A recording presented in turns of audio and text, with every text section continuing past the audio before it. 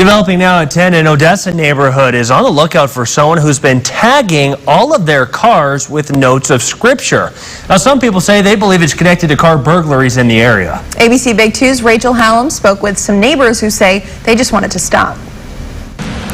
People living in the 3600 block of Springbrook Drive in Odessa say their cars have been tagged by the same person multiple times since last year.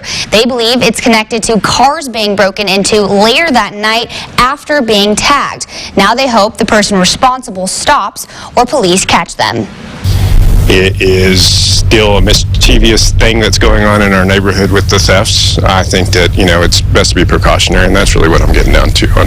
Concern has spread through the area of Springbrook Drive after neighbors say someone has been tagging their cars with notes of scripture, later leading to those cars getting broken into. When looking closer, some notes aren't even scripture. One was even lyrics from a John Mayer song. Adam Smith has grown up on Springbrook and says the concern for safety in the neighborhood outweighs any other thoughts. They're doing it regularly, so I don't think it's just,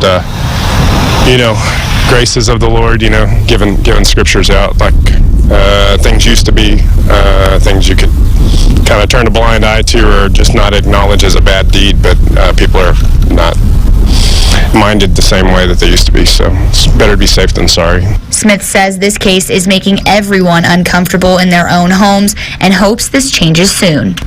Regardless, people shouldn't have to feel uneasy. You should have some sense of security in your own neighborhood. Another neighbor says this started last year, but is now becoming more consistent. She says at this point, the neighborhood is more annoyed than anything. She chose to remain anonymous. If you want to continue tagging cars with scriptures, get the scriptures right. They're not really matching up. We've all looked them up. They're not matching up.